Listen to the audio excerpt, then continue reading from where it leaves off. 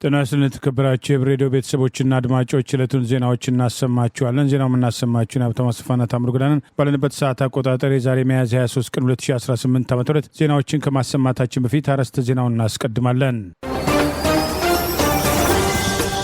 የተጠናከረው ጸረ ባንዳ የፋኖ እርምጃ የሰብአዊ ቀውሱና ዓለም አቀፉ ማስጠንቀቂያ የተቃውሞ ድምፅ መሰማት እንግሊዝ ስጋትና ኢትዮጵያ የዩኒቨርሲቲ ተማሪዎች ተቃውሞ የመብት ጥሰቶቹና ሰራተኞች የምርጫው ድራማ መጋለጥ ቴዲ አፍሮ ያልጠበቀው የትራምፕ እርምጃና ኢራን የሚሉና ሌሎችም ወቅታዊ ዜናዎች ያሉን ዝርዝሩን ነው።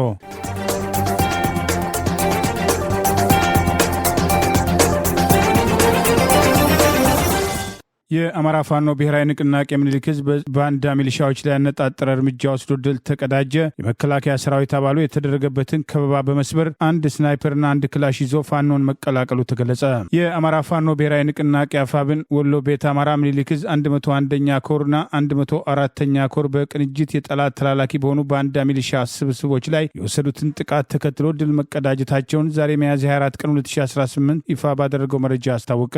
የአገዛዙ ስልጣን ጠባቂ ሰራዊት መንገድ እየመሩ ህዝባቸውን የሚያስጨፈጭፉ ባንዳ ሚሊሻ አባላትን በሰሜን ወሎ ሀብሮ ወረዳ ልዩ ቦታው ሊብሶ እየተባለ በሚጠራው ቦታ ዛሬ ሚያዝያ 23 ቀን 2018 ዓ.ም የምኒልክ 101ኛ ኮር 35ኛ ክፍለ ጦርና 404ኛ ኮር 24ኛ ክፍለ ጦር በተውጣጡ የቃኝ አህዶች በተጠና መንገድ በተወሰደ የደፈጣ ጥቃት 12 የሚሆኑ ባንዳ ሚሊሻ ስብስብ ሲደመሰሱ ቁጥራቸው ያልታወቁ ሌሎች ባንዳ ሚሊሻዎች መቁሰላቸውን ይኸው መረጃ ጠቅሷል። በዚያው ደውጊያ ከተደመሰሱት መካከል ከባለሽርጡ 35ኛ ክፍለ ጦር ከርተው ወደ ስርዓቱ የገቡ ባንዳዎች ሲገኙበት በዚህ የደፈጣ ጥቃት ቀጠላት 2 መሳሪያ ከነሙሉ ትጥቃቸው መማረክ ሲቻል ከሙትና ቁስለኛ የተረፈው ይህ ባንዳ ስብስብ በመበታተን ወደ መርሳ ከተማ መሸሹን እዙ ባወጣው በዚሁ መረጃ አስታውቋል። በፋኖ ድንገተኛ ጥቃት የተበሳጨው የጠላት ኃይል ያለ የሌላ ኃይሉን አሰባስቦ በዙ 23 የታገዘ ተኩስ ለመክፈት የሞከረ ቢሆንም የሰፈቀደ ተኩሱ ንጹሐንን ሰለባ ከማድረግ ውጭ ነበልባሎቹ አስደናቂ ድል ከተጎናጸፉ በኋላ ቦታውን በፍጥነት ስለቀየሩ በወገን ላይ የደረሰ ምንም አይነት መስዋዕትነት የለም ሲል ምኒልክ ህዝብ ባወጣው በዚሁ መረጃ አስታውቋል።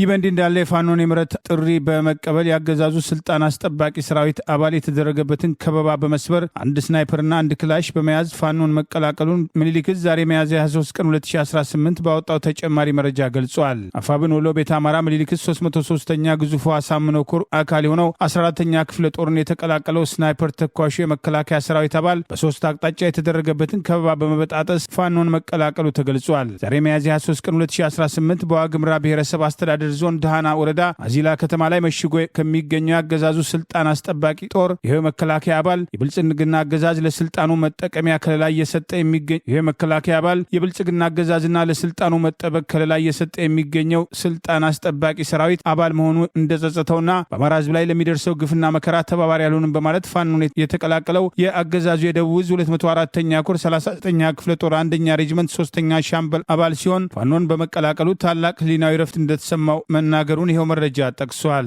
ስናይፐር ተኳሹ 10 አለቃ አስፋው አያና ከአዚላ ጥንስስ ከተማ በመነሳት የራሱን ስናይፐርና የአንድ ጓደኛውን ክላሽ ይዞ ፋኖ ለመቀላቀል ሲንቀሳቀስ የአገዛዙ ሰራዊት መረጃ ደርሶት የተከተለው ሲሆን 018 ቀበሌ ልዩ ስሙ ሜዳው መንደር ከተባለ ቦታ ከበባ ቢያደርጉበትም ምሽግ ይዞ እየታኮሰ መቆየቱ ታውቋል። በቅርብ ርቀት የሚገኙት የተወሰኑ የፋኖ የክፍለ ጦር አመራሮችና አንደኛ ማንኩሻሽ አለቃ ፋኖች ወደ ቦታው ቶሎ በመድረስ በሶስት አቅጣጫ የተከበበውን አርበኛውን ሽፋን በመስጠትና በማገዝ ከበባውን በጣጥሶ እንዲወጣ ሲያደርጉ አርበኛውም 2ቱን በመደምሰስና 5ቱን በማቁሰል ከ500 ተተኳሽ ጥይትና አንድ ጥቁር ክላሽ ከ150 ተተኳሽ ጋር በመያዝ 303ኛ ኮር 14ኛ ክፍለ ጦርን ፋኖችን መቀላቀሉን ይኸው መረጃ ገልጿል። ይህ በእንዲህ እንዳለ በሌላ አቅጣጫ የክፍለ ጦሩ ቃኞች ወደ ሰቆጣ ዙሪያ ወረዳ ሐሙሲት አካባቢ ስውርጥ የተባለ ቦታ በመሄድ የብልጽግና አገልጋይ ሊቀመንበርና የወጣቶች ሊግ መሪን በቁጥጥር ስር ለማድረግ የተንቀሳቀሱ ሲሆን እጅ ስጥ የሚለው ትእዛዝ አልቀበልም ባለው የቀበሌ ሊቀመንበር ላይ በተደረገው የተኩስ ልውውጥ የተደመሰሰ ሲሆን የወጣቶች ሊግ መሪው በፋኖ እጅ በቁጥጥር ስር መዋሉን የአማራ ፋኖ ብሔራዊ ንቅናቄ ወሎ ቤት አማራ ምኒልክ ዛሬ ሚያዝያ 23 ቀን 2018 ባወጣው ዝርዝር መረጃ አስታውቋል።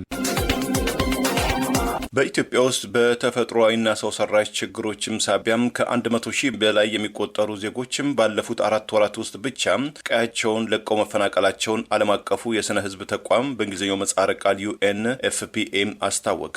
የገንዘብ እጥረትም ተፈናቃዮችን በአስፈላጊው መጠን ለመርዳት ብርቱ ፈተናም እንደሆነበትም ገለጸ። UNFPA ሰሞኑን ባወጣው ሪፖርት በሰሜን ኢትዮጵያ በአላማጣ አካባቢ በአገረሸው ጦርነትም በትንሹም 75,450 ዜጎች ወደ ሰሜን ወሎ አካባቢ ባለፈው የካቲት ወር መፈናቀላቸውን ገልጾ ይህም ቀድሞውኑ በተፈናቃዮች የተጨናነቀው የጊዜያዊ መጠለያ ጣቢያዎችን በይበልጥም አጨናንቋቸዋል። የጤና አገልግሎቶችን፣ የመጠጥና የውሃ አቅርቦትን፣ የንጽህና አጠባበቅን በእጅጉም ተፈታትኖታልን ብለዋል። በደቡብ ኢትዮጵያም በኩል በጋሞ ዞን በተከሰተው የመሬት መንሸራተት በአርባ ምንጭ አካባቢ ከፍተኛ የጎርፍ አደጋ ባስከተለው ተፈጥሯዊ ችግር በሺዎች የተቆጠሩ ዜጎች ከቀያቸው ተፈናቅለው መሰረታዊ አገልግሎቶችም እንደ እናቶችም ጤና አጠባበቅ የመሳሰሉት ስርጭቶችን በእጅጉ መጉዳቱን ተቋሙ አስታውቋል። ከጎረቤት ደቡብ ሱዳን ባለፈው ዓመት በተፈጠረው የእርስ በርስም ጦርነትም ከ80 ሺህ በላይ ስደተኞች ወደ ጋምቤላም ክልል መፍለሳቸውን የገለጸው የመንግስታቱ ድርጅት ይህ ክስተትም ባለፈው መጋቢት 2026 የአውሮፓ አቆጣጠር ቀጥሎ እንደነበረም ገልጿል። በጋምቤላ ክልል ውስጥም የጤና የማህበራዊ አገልግሎት ላይ ተጨማሪ ቀውስናም ጫናም እንዲፈጥርም አድርጎታልም ሲል አሁናዊ ችግሮቹንም አብራርቷል። በዚህ በፈረንጆቹ 2026 ውስጥም 353539 የሚገመቱ ነፍሰ ጡር እናቶችም ለጾታዊና የወሊድም አጠባበቅም ገዛም ተጋላጭም እንደሚሆኑ የገለጸው የመንግስታቱ ድርጅት 1.4 ሚሊዮን የሚቆጠሩም ሰዎችም እንዲሁም ከጾታዊ ትንኮሳ ጋር በተያያዘ አፋጣኝ እርዳታም ያስሻቸዋልም ብሏል። ይህ ደግሞ ለወትሮውኑ በቋፍ ላይ ለሚገኘው የማህበራዊ አገልግሎት ተጨማሪ ጫና ይፈጥራል በማለትም ግምቱን ሰንዝሯል። በኢትዮጵያ ውስጥም የሚከሰቱም ሰው ሰራሽና ተፈጥሯዊ ችግሮችን ለመቋቋም በትንሹ 13 ሚሊዮን የአሜሪካን ዶላር እንደሚያስፈልግም የገመተው ዓለም አቀፉም ተቋም ይህንኑ ገንዘብ ማግኘት ብርቱ ፈተና መሆኑን የገለጹት የመንግስታቱ የስነ ልቦና ተቋም ባለፈው መጋቢት ወር 4.1 ሚሊዮን ዶላር ብቻ መገኘቱን ገልጾ ይህም ከፍተኛም ክፍተት መፍጠሩንም አስታውቋል። በአማራ ህዝብ ላይ ጦርነት እየተካሄደ የስሙላ ምርጫ ሊካሄድ አይገባም በሚል በስዊድን ስቶክሆልም በአማራ ህዝብ ላይ እየተፈጸመ ያለውን ጭፍጨፋ የሚቃወም ታላቅ የተቃውሞ ሰልፍ ተካሄደ። የአማራ ፋኖ ብሔራዊ ንቅናቄ ዋና ወታደራዊ አዛዥ ብርጋዴር ጄኔራል ተፈራ ማሞ ለሰልፈኞቹ ድጋፋቸውን በድምፅ አሰምተዋል። በኢትዮጵያ በአማራ ህዝብ ላይ ጦርነት አውጆ የዘር ማጥፋትና የጦር ወንጀል እየፈጸመ የሚገኘው የአብይ አህመድ አገዛዝ በጦርነት መካከል የስሙላ ምርጫ ለማድረግ የሚያደርገውን እንቅስቃሴ በመቃወም በስዊድን ዋና ከተማ ስቶክሆልም በአማራ ህዝብ ላይ እየተደረገ ያለውን ጦርነትና በስሙ ሊካሄድ የታቀደውን የስሙላ ምርጫ በመቃወም የተጠራው ዓለም አቀፍ የተቃውሞ ሰልፍ የመጀመሪያ ተቃውሞ በዛሬው ዕለት ተካሄደ። በስዊድን የአማራ ማህበራት አንድነት ግብረ ኃይል አማካኝነት የተጠራው በዚህ ሰልፍ ከእኩለ ቀን ጀምሮ ከሁምሌ ጋርደን በመነሳት በመቶዎች የሚቆጠሩ የአማራ ብሔር ተወላጆችን ጨምሮ ሌሎች ኢትዮጵያውያን የሰብአዊ መብት ተሟጋቾች በተገኙበት በታላቅ ድምቀት የተከናወነ ሲሆን በዘር ማጥፋት መካከል ምርጫ የለም ከሚሉ ጀምሮ አብይ አህመድ የጦር ወንጀለኛ መሆኑን ከስልጣን እንዲወርድና ለፍርድ እንዲቀርብ ጭምር በመጠየቅ ድምጻቸውን አሰምተዋል። በአማራ ህዝብ ላይ የታወጀው ጦርነት እንዲቆም፣ የፖለቲካ እስረኞች እንዲፈቱ፣ በህዝብ ላይ የጥይት ዝናብ እያዘነቡ ድሮን እየተኮሱ የስሙላ ምርጫ እንደሌለ ተቃውሟቸውን አሰምተዋል። ይህ በእንዲህ እንዳለ የአማራ ፋኖ ብሔራዊ ንቅናቄ ዋና ወታደራዊ አዛዥ ጄኔራል ተፈራ ማሞ ለዓለም አቀፉ የተቃውሞ ሰልፍ ድጋፋቸውን የገለጹ ሲሆን አገዛዙ በህዝባችን ስም እየተበደረ የዘር ማጥፋት እንዳይፈጽም የዲፕሎማሲ ጫናው ሊበረታ እንደሚገባ ጥሪ አቅርበዋል። ብርጋዴር ጄኔራል ተፈራ ማሞ በድምፅ ባስተላለፉት በዚሁ አስተያየታቸው በውጭ ያለው ዲያስፖራ አገዛዙ በአማራ ህዝብ ላይ የሚፈጸመውን የዘር ማጥፋት ወንጀልና በምርጫ ስም የሚያደርገውን የስሙላ ሩጫ ለማስቆም በቆራጥነት እንዲነሳ ጥሪ ያቀረቡ ሲሆን አሁን ያለው የአብይ አህመድ አገዛዝ ዲያስፖራው በሀገሩ ቋሚ ንብረት ማፍራት ቀርቶ ሲሞት እንኳን ሰውነቱ በክብር እንዳያርፍ የከለከለ ጨካኝ ስርዓት መሆኑን አስታውሰው በውጭ የሚኖረው ወገናችን ይህንን ግፍ ለዓለም አቀፉ ማህበረሰብ በማሳወቅ በአገዛዙ ላይ ከፍተኛ የዲፕሎማሲ ጫና ማሳደር ይጠበቅበታል ሲሉ የበኩላቸውን ጥሪ አቅርበዋል። ዓለም አቀፍ የተቃውሞ ሰልፍ ዲያስፖራ ማህበረሰባችን ሊያደርግ ተዘጋጅቷል። ለዚህ ታላቅ ተቃውሞ ሰልፍ ያለንን ድጋፍ ለመግለጽ ወዳል። ከግንቦት 1 እስከ ግንቦት 30 ቀን 2018 ድረስ ለአንድ ወር የሚቆይ የሰላማዊ ሰልፍ በአሜሪካ፣ በካናዳ፣ በአውሮፓና በአውስትራሊያ ይካሄዳል። አሁን ያለው ስርዓት ምርጫ ለማድረግ አስቻይ ሁኔታ በሌለበት ተመረጡ ብሎ በህዝባችን ላይ መከራን በሀገራችን ላይ ተጨማሪ 5 ዓመት ትርምስ ውስጥ የሚያቆይ ቅዠት ላይ ነው። አገዛዙ ዜጎች በውጭ ለፍተው ሀገራቸው ላይ መስራት ሳይሆን የመቀበር መብታቸውን እንኳ እስከ መከልከል የደረሰበት አስከፊ ስርዓት እንደሆነ አሳይቷል። ለዚህ በመላው ዓለም የሚገኙ ዲያስፖራ ጾታ፣ ዕድሜ፣ ሃይማኖት፣ ማንነት ሳይለየው ይህን ሰልፍ ሊቀላቀል ይገባል እላለሁ። በምርጫ ስም የሚደረገውን የህዝብ ድምፅ ማፈን በአማራው ህዝብ ላይ እየደረሰ ያለውን የዘር ማጥፋት ጄኖሳይድ ለዓለም በማጋለጥ ዓለም አቀፍ ጫናና ማዕቀቦች አገዛዙ ላይ እንዲቀጥሉ መጠየቅ ያስፈልጋል። ይሄ አንድ ወር የተቃውሞ ሰልፍ የዲያስፖራው ድምጽ በማስተባበር ሰላም ወዳድ ወገኖች ሁሉ በዚህ ጥሪ ላይ እንድትተባበሩ መልእክታችን ነው። በመቀጠልም ይህን የዓለም አቀፍ የተቃውሞ ሰልፍ ሁሉም የሚዲያ አካላት ለህዝባችን ተደራሽ እንዲሆን በማድረግ የድርሻቸውን እንዲወጡ እንፈልጋለን። አመሰግናለሁ። ጀነራል ተፈራ ማሞ የአማራ ፋኖ ብሔራዊ ንቅናቄ ወታደራዊ አዛዥ። በስዊድን ስቶክሆልም፣ በተጨማሪ በለንደን፣ በዋሽንግተን፣ በሲያትልና በሌሎችም ከተሞች በዓለም ዙሪያ በተከታታይ ተመሳሳይ ተቃውሞ ሰልፎች እንደሚደረጉ አስቀድሞ የወጣው መርሃ ግብር ያሳያል።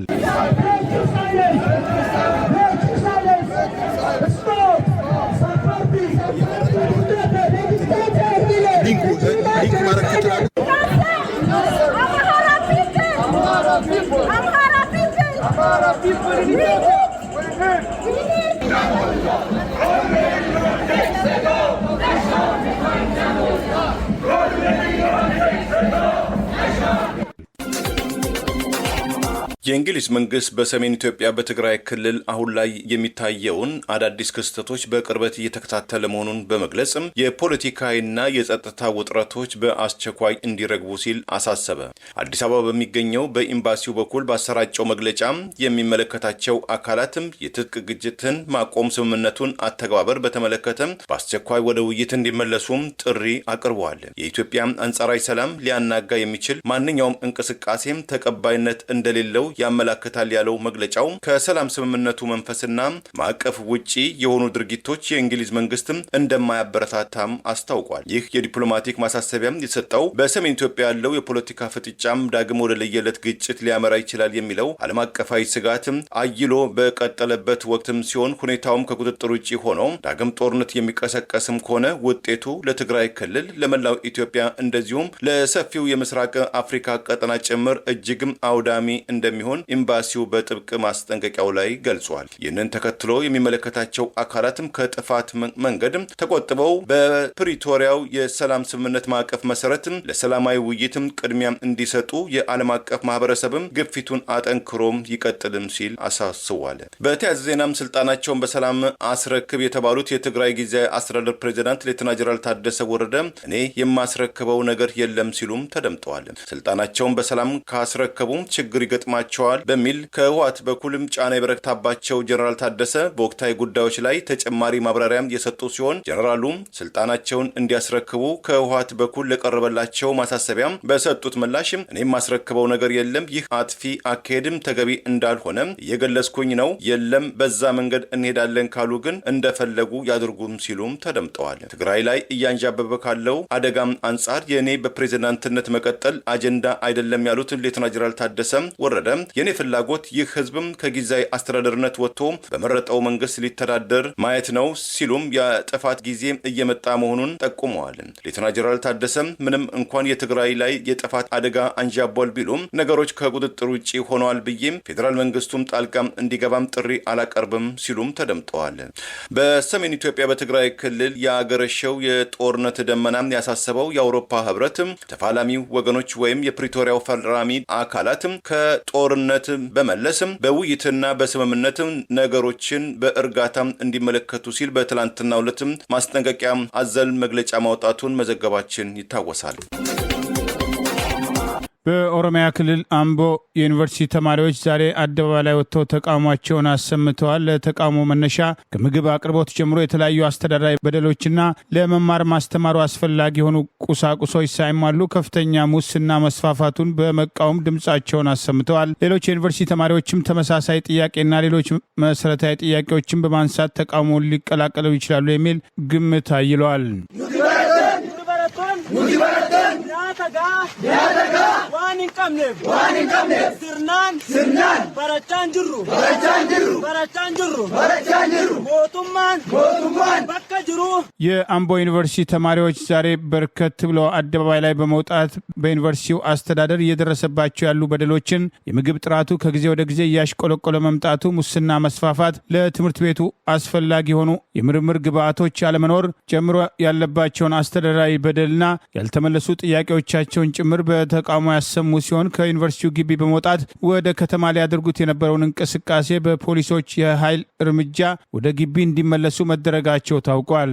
ድምጻቸውን ወደ ህዝቡ በማውጣት እየደረሰባቸው ያለውን ተቃውሞ ለማሰማትና ህዝቡ የተቃውሞ አካል እንዲሆን ተማሪዎቹ አስቀድመው አቅደው ከግቢ ለመውጣት የሞከሩ ቢሆንም ያገዛዙ ባለስልጣናት የጸጥታ ሰዎች በኃይል እርምጃ የዩኒቨርሲቲ ተማሪዎች ተቃውሟቸው በግቢ እንዲወሰን ከባድ ጫና ያደረጉ ቢሆንም የአምቦ ዩኒቨርሲቲ ተማሪዎች ተቃውሞ ወደ ሌሎችም ዩኒቨርሲቲ ተቃውሞዎች ሊስፋፋ ይችላል የሚል ስጋት በአገዛዙ ባለስልጣናት በኩል መኖሩን በአካባቢው ለነበሩ የጸጥታ ሰዎች ጭምር ይህንኑ የሚያስረዳ ገለጻ ከኦሮሚያ ክልል ፖሊስ አዛዦች መምጣቱን በተቃውሞ አካባቢ ሲነገር እንደነበር የሚጠቅሱ ተጨማሪ መረጃዎችም ወጥተዋል።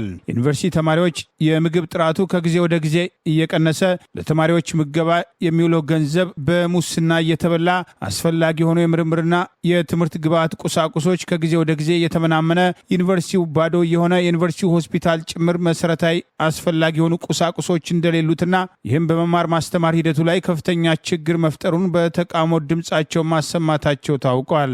ይህ በእንዲህ እንዳለ ሰሞኑን በኦሮሚያ ክልል 120 ተብሎ የሚጠራውና በአምቦ መቋቋሙ የተገለጸው በተለያዩ የኦሮሚያ ዞኖች ውስጥ የተስፋፋው የአገዛዙ የጸጥታ የፖለቲካ ሰዎች ከጠቅላይ ሚኒስትር አብይ አህመድ ጀምሮ የኦሮሚያ ክልል ፕሬዚዳንት ሽመልስ አብዲሳና በየደረጃው ያሉ የፖለቲካና የጸጥታ ሰዎች ግልጽ ድጋፍ የሰጡት በእነሱ ፈቃድ የተቋቋመው 120 የሚል ስያሜ የተሰጠው እንደሌላው ኮሬ ነገኛ ሁሉ ዜጎችን አላግባብ የሚያፍን፣ የሚገድል፣ የሚሰውር፣ ንብረታቸውን የሚዘርፍ፣ ቦታቸውን የሚቀማ በመሬት ንግድ ላይ የተሰማራ ቡድን እየፈጸመ ያለውን ጥቃት በተመለከተ ሰፊ መረጃዎች ከአምቦ ሲወጡ የነበረ ሲሆን ይህንኑ አጋልጠዋል የተባሉ ወጣቶች በዘመቻ እየታሰሩ መሆኑን ከከተማው ያገኘነው ተጨማሪ መረጃ ይገልጻል። የጠቅላይ ሚኒስትር አብይ አህመድ አገዛዝ በህዝብ ላይ እያደረሰ ያለውን በደል ተከትሎ ቅሬታ ሲነሳበት በኦሮሞ ህዝብ ጉያ ውስጥ ለመደበቅ ይሞክር እንጂ በኦሮሞ ህዝብ ላይ ባለፉት 8 ዓመታት እየተፈጸሙ ያሉ ጥቃቶችም ድንበር ማለፋቸውን ሰሞኑን በተከታታይ እየወጡ ያሉ የኮሬ ነገኛና 120 የአፈና ቡድን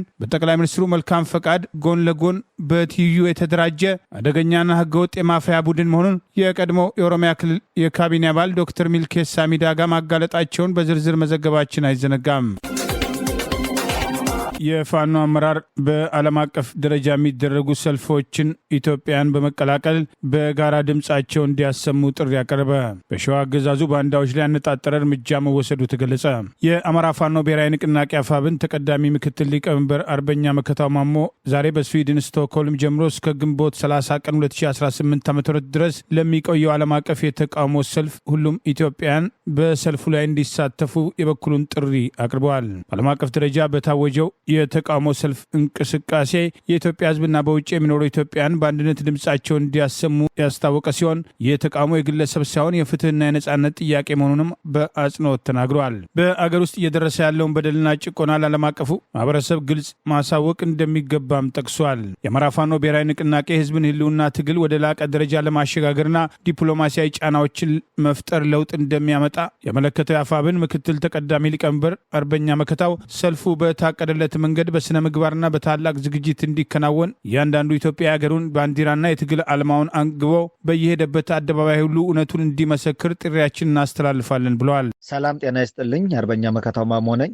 ዓለም አቀፍ የተቃውሞ ሰልፍ ዲያስፖራ ማህበረሰባችን ሊያደርግ ተዘጋጅቷል። ይህ ታላቅ ተቃውሞ ከግንቦት 1 እስከ ግንቦት 30 ቀን 2018 ዓ.ም ድረስ ለአንድ ሙሉ ወር የሚቆይ ሲሆን አሁን ያለው ስርዓት በምርጫ ስም አምባገነንነትን እያጠናከረ በህዝባችን ላይ መከራ እያራዘመ ይገኛል። በተጨማሪም ዜጎች በሀገራቸው የመቀበር መብታቸውን እስከ መከልከል ደረሰውን አስከፊ ስርዓት ሁላችንም ልናወግዘው ይገባል። ይህ ስርዓት በህዝባችን ላይ መከራን የሚያራዝም እንጂ ሰላምን የሚያመጣ አይደለም። በምርጫ ስም የሚደረገውን የህዝብ ድምፅ ማፈን፣ መቃወም፣ በአማራ ህዝብ ላይ እየደረሰ ያለውን የዘር ማጥፋት ጄኖሳይድ ለዓለም ማጋለጥ። ይህ የአንድ ወር የተቃውሞ ሰልፍ ዲያስፖራውን ድምፅ በማስተባበር በአማራው ላይ እየደረሰ ያለውን የግፍ ጭፍጨፋ ለዓለም ለማሳወቅ ያለመ ነው። ሰላም ወዳድ ወገኖች ሁሉ በዚህ ጥሪ ላይ እንዲተባበሩ እናሳስባለን። በመቀጠልም ይህን የዓለም አቀፍ የተቃውሞ ሰልፍ ሁሉም የሚዲያ አካላት ለህዝባችን ተደራሽ እንዲሆን የበኩላቸውን ድርሻ እንዲወጡ እናሳስባለን። አመሰግናለሁ። ይህ በእንዲህ እንዳለ የአማራ ፋኖ ብሔራዊ ንቅናቄ ሸዋ ጠቅላይ ግዛት አሳምነው ዕዝ የብልጽግና አመራሮች ላይ የተጠና እርምጃ ወስዶ ድል መቀዳጀቱን ዛሬ ይፋ ባደረገው መረጃ አስታወቀ። አፋብን ሸዋ ጠቅላይ ግዛት አሳምነው ዕዝ መሐመድ ቢሆነኝ ኮር የስቴክ ጎማ ተራራ ክፍለ ጦር በየዕለቱ የጠላትን ተሽከርካሪ እየሰበረ ህዝብን በጨረባ ምርጫ ሰበብ የሚያሰቃየውን የብልጽግና ቡድን ጉሮሮ ለጉሮሮ በመተናነቅ አሸናፊነቱን በድል እያስመሰከረ ይገኛል ሲል ገልጿል። ትላንት ሚያዝያ 2 ቀን 2018 ከቀኑ 9 ሰዓት ላይ በዚሁ ያገዛዙ መንገድ መሪና የህዝብ ስቃይ ለማራዘም በባንዳነት ተልዕኮ ፈጻሚ የሆነው ኃይል ላይ በተጠና ኦፕሬሽን ድንገተኛ ጥቃት ፈጽሞ ድል መቀዳጀቱን አስታውቋል። በመኮይ 05 ቀበሌ በተፈጸመው በዚህ ድንገተኛ ጥቃት ፋኖን በማስወጋትና አስገዳጅ በሆነ መንገድ ህዝቡን የሚያሰቃዩትን የወረዳውን የብልጽግና አመራሮችን ጭና ስትጓዝ የነበረች ተሽከርካሪ ላይ በተወሰደ እርምጃ ውጤታማ ድል መመዝገቡን ጠቅሷል። በዚህ መሰረት ደምስ አበራን ጨምሮ 8 የብልጽግና አመራሮች ላይ የተሳካ እርምጃ የተወሰደ ሲሆን ጥቃቱ የደረሰባቸው አመራሮችን በ3 አምቡላንሶች ተጭነው ለሕክምና ወደ ደሴ ሆስፒታል መወሰዳቸውን ገልጿል። ክፍለ ጦሩ የህዝባችንን መከራና ስቃይ በሚያራዝሙ ባንዳዎች ላይ ይህና መሰል እርምጃዎች ተጠናክሮ ይቀጥላል ሲል የመሐመድ ቢሆነኝ ኮር ህዝብ ግንኙነት ማስታወቁን የአማራ ፋኖ ብሔራዊ ንቅናቄ ሸዋ ጠቅላይ ግዛት አሳምነው ዕዝ ህዝብ ግንኙነት መምሪያ ዛሬ ሚያዝያ 23 ቀን 2018 ባወጣው በዚሁ መረጃ ገልጿል። በኢትዮጵያ ውስጥ ህገ መንግስታዊ መብታቸውን በመጠቀም ባለፉት 6 ወራት የመደራጀት መብት የጠየቁም ሰራተኞችም ከስራም እንዲፈናቀሉም ከደረጃ ዝቅ እንዲሉና የትራንስፖርትና ተጨማሪ የተለያዩ ጥቅማ ጥቅሞችም አገልግሎትም እንደተነፈጉም ተገለጸ።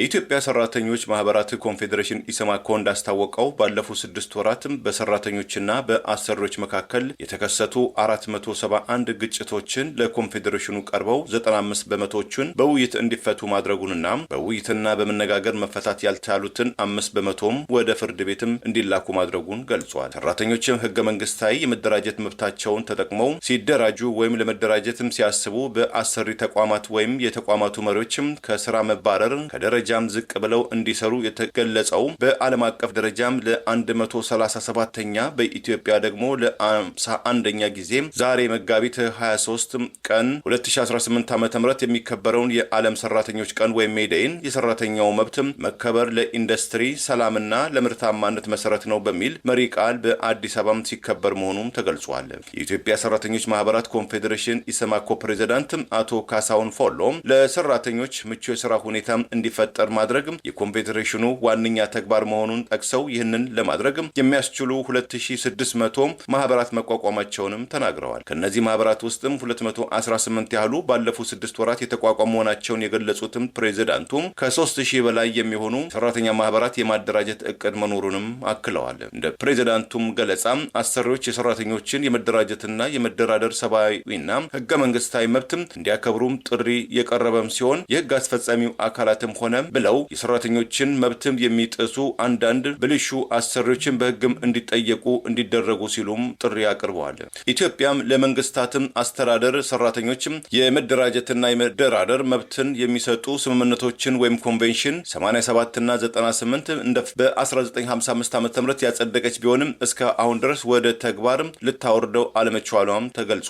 በመሆኑም ይህ መብትም ትኩረት ተሰጥቶትም እንዲከበርም ተጠይቋል። በስራ ገበታ የሚፈጸም ጾታዊ ትንኮሳም ጥቃትን ለመከላከል የወጣውን ስምምነትም የቤት ሰራተኞች መብቶችን ለማስጠበቅ የወጣውን ስምምነትም እንዲሁም የፍልሰተኛ ሰራተኞችን አስተዳደር ስምምነትን መንግስት ልዩ ትኩረት በመስጠትም እንዲያጸድቃቸውም ፌዴሬሽኑ ጠይቋል።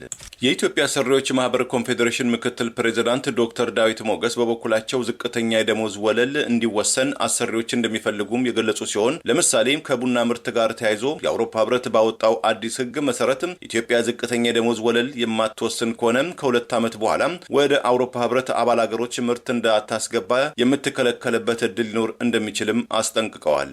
ወደፊትም ሊፈጠሩ ከሚችሉ ተጽዕኖች እንዲሁም ለሰራተኞች ከሚኖሩትም ጥቅሞች አንጻር ጉዳዩ ትኩረትም ተሰጥቶትም ህጉ በአስቸኳይ ሊጸድቅ እንደሚገባም አሳስበዋል። በትግራይ ጦርነት ቆስለው ቦርድ የወጡና ቃል የተገባላቸው ያልተከበረላቸው የአገዛዙ ወታደሮች እንዳሮጌ ቁና ተጥለናል በማለት ድምጻቸውን ዛሬ በደብረ ዘይት ቢሸፍቱ በተቃውሞ አሰምተዋል። የአገዛዙ ባለስልጣናት ተቃውሟቸውን በማህበራዊ ሚዲያ አሰራጭታቸዋል ያሏቸውን ጭምር ማሳደድ መጀመራቸው ታውቋል። የአብይ አገዛዝ ስልጣን አስጠባቂ በመሆን ከህወሓት ጋር የነበረው ጦርነት ላይ የተሳተፉ የአገዛዙ ወታደሮች ከቆሰሉ በኋላ ቦርድ ወጥተው በኦሮሚያ ክልል ቢሸፍቱ ደብረ ዘይት ከተማ የከተማው አስተዳደር ቤት መስሪያ ቦታ ይሰጣቸዋል፣ የተለያየ ጥቅማ ጥቅም ይከበርላቸዋል በሚል የገባውን ቃል ላለፉት 5 ዓመታት ተግባራዊ ያለማድረጉን ተከትሎ ሰሞኑን በማህበራዊ ሚዲያ የጀመሩትን ተቃውሞ ዛሬ ወደ ከተማ አስተዳደሩ በመሄድ ድምጻቸውን በተቃውሞ አሰምተዋል።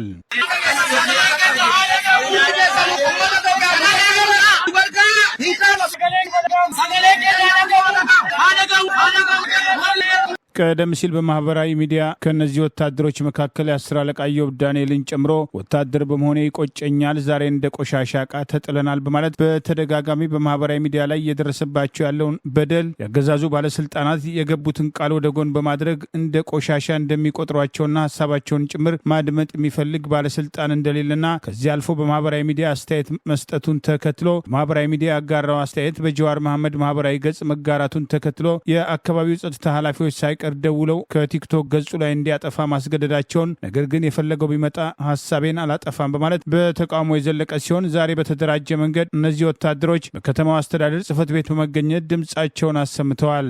የከተማ አስተዳደሩ ቆስለው ከመጡ በኋላ ቤት መስሪያ ቦታ ይሰጣቸዋል ብሎ ቃል የገባላቸውን እንዲፈጽም ዛሬ በተቃውሞ ድምጻቸውን ያሰሙ እንጂ 120 በሚል የተደራጀ የማፊያ ቡድን ቀደም ሲል በእነሱ ስም የተከለለውን ቦታ ጭምር የአካባቢው ባለስልጣናት ያሉበት ይህ ቡድን መሸጡ በስፋት ሲወራ ቆይተዋል። በመሬት ዝርፊያ፣ ዜጎችን አስገድዶ በመሰወር ይቃወሙናል የሚሏቸውን በማሰር በመግደል የጸጥታ ተቋሙን መዋቅር በመጠቀም በህገወጥ መንገድ በግለሰቦች ቤት ጭምር እያሰሩ ገንዘብ ተደራድሮ በመቀበል ከ100 የማፊያ ቡድን አባላት መካከል ስማቸው የሚጠቀሰው የከተማው አስተዳደር ባለስልጣናት ለወታደሮቹ የተቃውሞ ጩኸት የዛሬ ተቃውሞም በቂ ምላሽ ያለመስጠታቸው ታውቋል። በደብረ ዘይት ቢሸፍቱ ቆስለው እንዳሮጌ ዕቃ የተጣሉ ካገዛዙ ወታደሮች በአሁኑ ወቅት ላገዛዙ ስልጣን ማስጠበቂያ ሲባል በአማራ ህዝብ ላይ ለከፈተው ጦርነት እየተዋጉ ያሉ ወታደሮችም ከዚህ ድርጊት ብዙ ሊማሩ እንደሚገባና ላገዛዙ ስልጣን ሲባል ህይወታቸው እንዳያጡ የወታደሮቹ ተቃውሞ የሚገባላቸው ቃል ባዶ መሆኑን በተግባር እንደሚያሳይም ማሳያ መሆኑ ተገልጿል።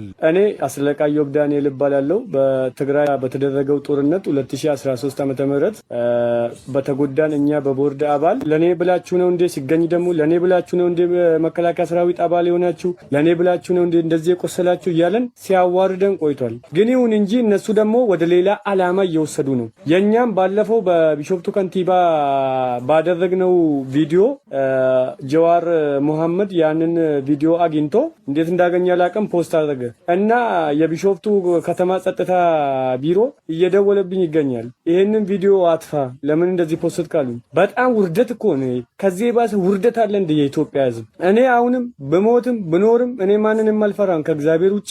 እኛ የመከላከያ ሰራዊት አባል ቢሾፍቱ ያለነው ተዋርደናል፣ ተንቀናል። እንደ ውሻ ነው የሚያዩ። ሂደ ስትለምን ቁጭ ብለህ አልፎ ይሄዳል፣ ረግጦ ይሄዳል። ይሄ መደረግ የለበትም። የአሁኑ ትውልድ መከላከያ የሚሆን አይመስለኝም። እኔ እንዳው መከላከያ በመሆኔ ራሴ ረግም ያለው እኔ በአማራ ህዝብ ላይ የአብይ አገዛዝ የከፈተውን ጦርነት ተከትሎ የተሰማሩ የአገዛዙ ስልጣን አስጠባቂ ወታደሮች በጠቅላይ ሚኒስትሩ አገዛዝ ስልጣን ማራዘሚያ ሲባል ህይወታችንን አናጣም፣ የመከላከያ ስራ ህዝብ መጨፍጨፍ አይደለም በማለት ከጊዜ ወደ ጊዜ የፋኖ የምህረትን ጥሪ ተቀብለው ለፋኖ እጃቸውን የሚሰጡና ወደ ቤተሰቦቻቸው የሚሸኙ ቁጥራቸው እየጨመረ መምጣቱን መዘገባችን አይዘነጋም። በመካከለኛው ምስራቅ በሚካሄደው ጦርነትና ውጥረትም ሳቢያም የዓለም የነዳጅ አቅርቦትና ዋጋም በከፍተኛ ደረጃ በተናጋበት በዚህ ወቅት ግዙፉ የኢትዮጵያ አየር መንገድ የአውሮፕላን ነዳጅ አቅርቦቱን በተመለከተ አዲስ ስትራቴጂ መንደፉን አስታወቀ። አብዛኛውን የአውሮፕላን ነዳጅ አቅርቦቱን ከመካከለኛው ምስራቅም አምራችና አቅራቢ ሀገራት ጋር ሲያካሄድ የቆየው የኢትዮጵያ አየር መንገድ በአሁኑ ወቅት የአውሮፕላን ነዳጁን ወይም አቪዬሽን ፊውል ሺፕመንት ከምዕራብ አፍሪካዊቷም ናይጄሪያ ዳንጎቴ የነዳጅ ማጣሪያ ሙሉ በሙሉ ማድረጉን አስታውቋል። የኢትዮጵያ አየር መንገድ ይህ አዲስ ስትራቴጂውን የነደፈው በመካከለኛው ምስራቅ በተቀሰቀሰው የጂኦፖለቲካል ውጥረት የነዳጅ አቅርቦት እጥረት የተነሳ የድፍድፍ ነዳጅ ዋጋ ካለፉት 4 ዓመታት ወዲህ ከፍተኛ ዋጋ ባስተመለከተበት በርካታ አየር መንገዶች በነዳጅ ዋጋ መጨመር ምክንያት የበረራ አቅጣጫቸውን በቀነሱበት ወቅት ሲሆን በአፍሪካ አህጉር ግዙፍ አየር መንገድ የሆነው የኢትዮጵያ አየር መንገድ በአፍሪካ ግዙፉ የነዳጅ ማጣሪያም ከሆነው ከዳንጎቴ የነዳጅ ማጣሪያ ጋር በተካሄደ ስምምነትም ሲሆን ይህ የኢትዮጵያ አየር መንገድም አዲስ ስትራቴጂ ዘላቂና ወጪም ቆጣቢ ወይም ኮስት ኢፌክቲቭ የሆነ የነዳጅ አቅርቦትም እንዲያገኝ እንደሚያስችለውም ተገምቷል። የዳንጎቴ ነዳጅ ሪፋይነሪ ማኔጀር ዳይሬክተሩም ዴቪድ በርድስም ሰሞኑን በናይጄሪያም ሌጎስ በተካሄደ የኃይል ኮንፈረንስ ላይ በሰጡትም አስተያየትም ኩባንያቸው ከአገር ውስጥ የነዳጅ ምርት አቅርቦትም በማሳካት በተጨማሪም ካለፈው የካቲት ወይም ከፈረንጆቹ ፌብሩዋሪ 28 2026 ጀምሮ በመካከለኛው ምስራቅ በአሜሪካ በእስራኤልና በኢራን መካከል በተጀመረው ቀጠናውንና ዓለም አቀፍ ማህበረሰቡን ባዋከበው ጦርነት ሳቢያ በቀጥታም ሆነ በእጅ አዙር ሊጎዱ ይችላሉ በተባሉ ለ11 የአፍሪካ አገራትም ቀጥተኛ የነዳጅ አቅርቦት መስጠት መጀመሩን ገልጸዋል። ምንም እንኳን የነዳጅ አቅርቦቱ ጥያቄ ዓለም አቀፋዊ ቢሆንም ዳንጎቴ ግን ቅድሚያ ለአፍሪካ ልጆች ይሰጣልም ብለዋል። ለግዙፉ ለኢትዮጵያ አየር መንገድ የአውሮፕላን ነዳጅም በቀጥተኛ ለማቅረብ በመቻላችን ኩራት ይሰማናልም ሲሉም ገልጸዋል። የዳንጎቴ ነዳጅ ሪፋይነሪ ዋና ዳይሬክተር ዴቪድ አስተያየታቸውን ሲቀጥሉ በአሁኑ ወቅት በዓለም አቀፍ የነዳጅ አቅርቦት ላይ ዋነኛ ችግሩ የነዳጅ ዋጋ በበርሜል 112 ወይም የአሜሪካም ዶላር መጨመሩም ሳይሆን የአቪዬሽን ኢንዱስትሪው መፈታተኑ ብቻም ሳይሆን ይህ የነዳጅ አቅርቦት ሙሉ በሙሉ መቋረጡ ነው በማለትም በነዳጅ እጦት የሚሰቃዩትን አውስትራሊያም፣ ስሪላንካንና ፊሊፒንስን በምሳሌነትም አጣቅሰዋል። በአፍሪካው ቢሊዮነር አሊኮ ዳንጎቴ የተያዘው ግዙፉ የዳንጎቴ ነዳጅ ማጣሪያም ፋብሪካም ካለፈው 2 ዓመት ጀምሮ በሙሉ አቅሙ የተለያዩ የነዳጅና የተፈጥሮ ጋዝ አይነቶችን በማምረት ላይ ሲሆን በቀን 650,000 በርሜል ነዳጅ የማምረት እቅድ የተያያዘው ዳንጎቴ በቀጣይነት 1.4 ሚሊዮን በርሜል በቀን የማምረት እቅድ መያዙን ይህም እቅዱ ዳንጎቴን በአሁኑ ወቅት በዓለም ላይ ግዙፉ የነዳጅ ማጣሪያ ኩባንያም እንዳደረገው ታውቋል። የነዳጅ አቅርቦትና ዋጋም ለዜጎቿ ብርቱ ፈተና የሆነባት ኢትዮጵያ ከዳንጎቴ ነዳጅ አምራችና ላኪ ኩባንያ ጋር ያላትን ግንኙነት በተመለከተም ዝርዝር ማብራሪያ ባይሰጥም እንደ ጋና፣ ታንዛኒያ፣ ካሜሩን፣ ቶጎ የመሳሰሉት የአፍሪካ አገራትን ጨምሮ በርካታ ዓለም አቀፋዊ ገበያዎችም ትኩረታቸውን ወደ ዳንጎቴ ነዳጅ ኩባንያ ማዘንበላቸውም ታውቋል። የአገዛዙ ምርጫ ቦርድ ራሱን በራሱ ማጋለጥ ጀምሯል። የምርጫው ምዝገባ ተጠናቋል ካለ በኋላ በልዩ ሁኔታ የሚመዘገቡ በሚል የተወሰኑ ወታደሮችን ምርጫ መዘግባለሁ በሚል ሽፋን የዩኒቨርሲቲ ተማሪዎች ሳይቀር በኦሮሚያ ክልል በስፋት ምርጫ እየተመዘገቡ መሆኑን የሚጠቅሱ መረጃዎች ወጥተዋል። ምርጫው ሙሉ ለሙሉ ከይስሙላው ምርጫ ቦርድ ወጥቶ በገዢው ብልጽግና ፓርቲ ቁጥጥር ስር መሆኑን ያሳያል የሚሉ ተጨማሪ መረጃዎች ወጥተዋል። ምርጫ ቦርድ የመራጮች ምዝገባ ተጠናቋል፣ ከ50 ሚሊዮን በላይ መራጮችን መዝግቤያለሁ በማለት በአገሪቱ በአማራ ህዝብ ላይ የተከፈተውን ጦርነት ጨምሮ በኦሮሚያ ክልልም ዛሬም ጥይት መጮ ያልቆመበት ትግራይ በምርጫ ያልተካተተችበት ሁኔታን ታሳቢ ማድረግ ለመሆኑ ድምፅ ለመስጠት የተዘጋጁና በእርግጥ የተመዘገቡ ኢትዮጵያውያን ቁጥር 50 ሚሊዮን ይሞላሉ የሚል የቦርዱን የተምታታ መረጃ ጥያቄ ሲነሳበት የቆየ ሲሆን የመራጮች ምዝገባ ቀነ ገደብ አልፏል ተብሎ ከተዘጋም በኋላ በኦሮሚያ ያሉ ዩኒቨርሲቲዎች ተማሪዎችን አሁንም እያስመዘገቡ ነው፣ ለዚያውም ያልተመዘገበ ካፌ ገብቶ አይመገብም በማለት የዩኒቨርሲቲ ተማሪዎች ምርጫ ካልተመዘገባችሁ በሚል ምግብ ጭምር የሚከለከሉ መሆኑን ጀዋር መሐመድ መረጃዎችን መሰረት አድርጎ ይፋ አድርጓል። ከኦዳ ቡልቲ ዩኒቨርሲቲ በተላከለት መልእክት ምርጫ ካርድ ያላወጣ ተማሪ ካፌ ገብቶ መመገብ እንደማይችል የሚገልጽ ሲሆን ቦርዱ ቀደም ሲል ህገወጥ ምርጫ ይመዘገብባቸዋል የተባሉ የተወሰኑ ጣቢያዎችን አሽጌያለሁ በማለት አማራና ኦሮሚያ ክልልን ጭምር የጠቀሰ ቢሆንም ጠቅላይ ሚኒስትሩ ከዚህ ቀደም ምርጫ ቦርድ በታዛቢነት በተገኘበትና የብልጽግና ፓርቲ የመጀመሪያ ድርጅታዊ ጉባኤ በተባለበት ራሳቸው መራጭና አስመራጭ በመሆን በአደባባይ የተጋለጡበትን ድርጊት ዘንድሮም 7ኛ ዙር አገራዊ ምርጫ በተባለው መድገማቸውና ምርጫው ሙሉ ለሙሉ በገዢው ብልጽግና ፓርቲ ቁጥጥር ስር መሆኑና የስሙላው ምርጫ ቦርድ ሳይሆን ገዢው ብልጽግና ፓርቲ ነው የምርጫ አስፈጻሚ የሚሉ ግልጽ ማሳያዎች መሆናቸውን ቀደም ሲል በካድሬዎቹ አማካኝነት ዜጎችን በማስገደድ የምርጫ ካርድ ያስወጣው አገዛዝ የምርጫ ካርዱን ከአርሶ አደሮች ላይ መልሶ በመሰብሰብ ራሳቸው መርጠው አስቀድመው ኮሮጆ እየሞሉ መሆናቸውና ግንቦት 24 ቀን 2018 ይካሄዳል የተባለው ምርጫ የስሙላ መሆኑን በተከታታይ መረጃዎችን ጠቅሰን መዘገባችን አይዘነጋም። ይህ በእንዲህ እንዳለ ኢህአፓና እናት ፓርቲን ጨምሮ የአራት ተቃዋሚዎች ስብስብ የሆነው ትብብር ለኢትዮጵያ አንድነት ቅዳሜ ሚያዝያ 24 ቀን 2018 ከጠዋቱ 3 ሰዓት ጀምሮ ቴዎድሮስ አደባባይ ዝቅ ብሎ በሚገኘው የመላው ኢትዮጵያ አንድነት ድርጅት መያድ ጽህፈት ቤት ውስጥ ህዝባዊ ስብሰባ የጠራ ሲሆን ስብስቡ ከዚህ ቀደም ለምርጫው አስቻይ ሁኔታዎች የሉም፣ ጦርነት እንዲቆም፣ የታሰሩ የፖለቲካ እስረኞች እንዲፈቱ፣ ይህ ካልሆነ ምርጫውን ለመሳተፍ እንቸገራለን ያለ ቢሆንም ዛሬም ድረስ የስርዓቱን የስሙላ ምርጫ አጅቦ መንቀሳቀሱ ወቀሳ እያስከተለበት ይገኛል። ትብብሩ ለነገው ምርጫ ቅስቀሳ አንሳው አንሺው እናንሳው በማለት የእውቁ ድምፃዊ ቴዎድሮስ ካሳሁን ዳስጣል የሚለውን ሙዚቃ ጭምር ዋቢ ማድረግ በማህበራዊ ሚዲያ ለነገው ስብሰባ እየቀሰቀሰ ይገኛል። ህዝቡ አስቀድሞ በተዘረፈና አገዛዙ ለይስሙላ በሚያካሄደው ምርጫ ተቃዋሚዎች የሚያደርጉት የይስሙላ እንቅስቃሴ ውጤት እንደማያመጣ በተደጋጋሚ በልዩ ልዩ መንገድ ሲገልጽ መቆየቱ አይዘነጋም። ተቃዋሚዎች ምርጫውን ቦይኮት በማድረግ ለህዝቡ ውለታ እንዲውልለት አንዳንዶች ከዚህ ቀደም በይፋ ጥሪ ማድረጋቸው አይዘነጋም። በሰብአዊ መብት ጉዳዮች ዙሪያ የሚያውጠነጥነው የደቡብ አፍሪካው የፕሪቶሪያ የሰብአዊ መብት ማዕከል በኢትዮጵያው ኮከብ አርቲስት ቴዎድሮስ ካሳሁንና በአጋሮቹ ላይ ይደርሳል የተባለው የሰብአዊ መብት ረገጣ እና ጫና አሳስቦኛል አለ። በአፍሪካ አህጉር የሰብአዊ መብት አያያዝ ጉዳይ ከ40 ዓመታት በላይ የቆየው በፕሪቶሪያው ዩኒቨርሲቲ የሰብአዊ መብት ማዕከል ባወጣው መግለጫ አርቲስት ቴዎድሮስ ካሳሁን ወይም ቴዲ አፍሮ ኤቶሪካ የተሰኘውን አልበሙን ባለፈው ሚያዝያ ወይም በፈረንጆቹ አፕሪል 16 2026 ማውጣቱን ተከትሎ በአርቲስት ቴዲ አፍሮ ላይ ተሰንዝሯል የተባለው ማዋከብ፣ ማስፈራራት፣ የአርቲስቱ የቅርብ ሰዎች ላይ የተፈጸሙት እስራት፣ ወከባም አሳስቦናልን ብሏል። መግለጫው ሲቀጥልም በአዲሱ የቴዲ አፍሮ ዘፈን ውስጥ የሚገኙ አንዳንድ ስንኞች የወቅቱን የኢትዮጵያ መንግስት በተለይ ጠቅላይ ሚኒስትር አብይ አህመድን ይተቻል የሚሉ አስተያየቶችና መላምቶች በመበራከታቸው አርቲስት ቴዲ አፍሮ ቀጣዩ የአገዛዙ ኢላማ ሊሆን ይችላል የሚል ስጋት መኖሩን የሰብአዊ መብት ተሟጋቹ ተቋም ስጋቱን አጋርቷል።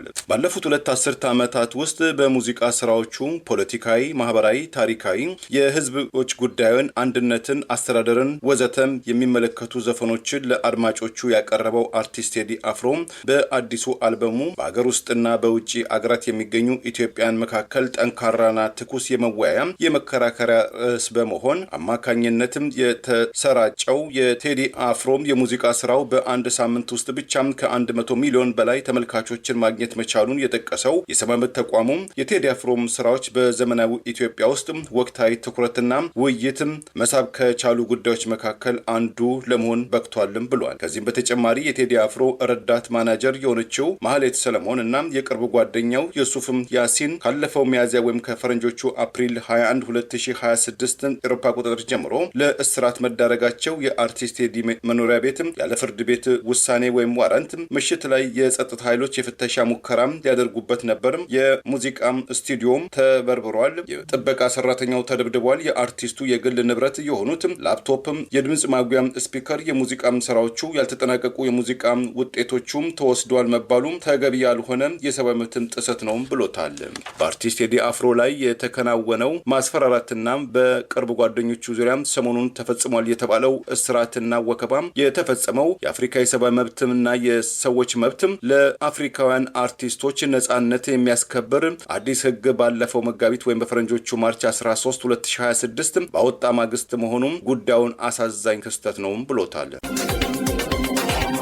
የአሜሪካው ፕሬዝዳንት ዶናልድ ትራምፕ ያለ ኮንግረስ ፍቃድ በኢራን ጦርነት እንዲቀጥል ተጨማሪ ጊዜም ተሰጣቸው። ሪፐብሊካኖች የፕሬዝዳንቱን ወታደራዊ ስልጣን የሚገድበውን ወሳኝ የጊዜ ገደብ በእንግሊዝኛው ዴድላይን ያለ ተቃውሞ እንዲያልፍ በመፍቀዳቸው ፕሬዝዳንት ዶናልድ ትራምፕ በኢራን ያለውን ጦርነትም ያለ ኮንግረስ ይሁንታ እንዲቀጥል እድል ማግኘታቸው ታውቋል። በ1973 የጦርነት ስልጣን ህግ ወይም ዋር ፓወር አክት አንድ የአገሪቱ ፕሬዝዳንት ያለ ኮንግረስ ፍቃድ ወታደራዊ እርምጃ መውሰድ የሚችሉት ለ60 ቀናት ብቻ እንደሆነ የተደነገገ ሲሆን ይህ የጊዜ ገደብ ዛሬ አርብ የሚያበቃ ቢሆንም የፕሬዝዳንት ዶናልድ ትራምፕ አስተዳደር ግን የጦርነቱ ሰዓት ቆሟል የሚል መከራከሪያ ሀሳብ አቅርበዋል። የመከላከያ ሚኒስትር ሹሙም ፔት ሄገስን እንደገለጹት ባለፈው ሚያዝያ 7 የተደረገው የተኩስ አቁም ስምምነት የ60 ቀናቱን የህግ ገደብ ለጊዜው እንዲቆም አድርጎታል።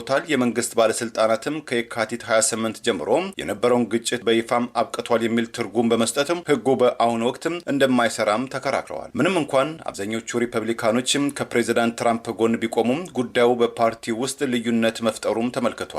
የሴናቱ አብላጫ ድምፅ መሪም ጆን ትሮን ጉዳዩን ለድምፅ ለማቅረብ ፍላጎት እንደሌላቸው የገለጹ ሲሆን ብዙዎቹም ጦርነቱ በነዳጅ ዋጋና በምርጫ ላይ የሚያሳድረው ጫናን በመፍራትም ፕሬዝዳንቱን መቃወምም አልፈለጉም። እንደ ሊዜ ሞርክዌስኪ እና ሱዛን ክሌንሲ የመሳሰሉት ሴናተሮች የፕሬዝዳንቱ ስልጣን ወሰን የለውም ማለትም አይደለም የ60 ቀናት ገደብም ግዴታም እንጂ አስተያየት አይደለም በማለትም ኮንግረሱም ስልጣኑን እንዲያስከብርም እየወተወቱ መግኘታቸውም ታውቋል።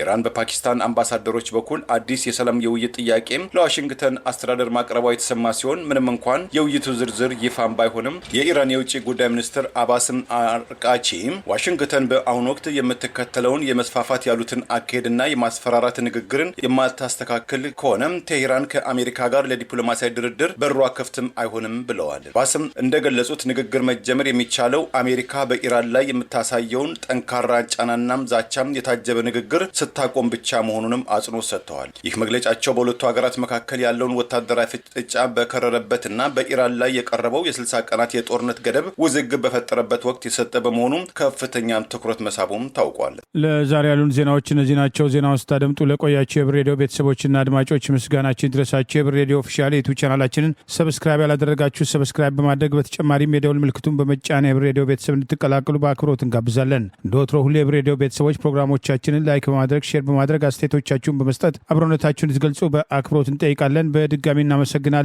ጤና ይስጥልን። ቸር እንቆይ።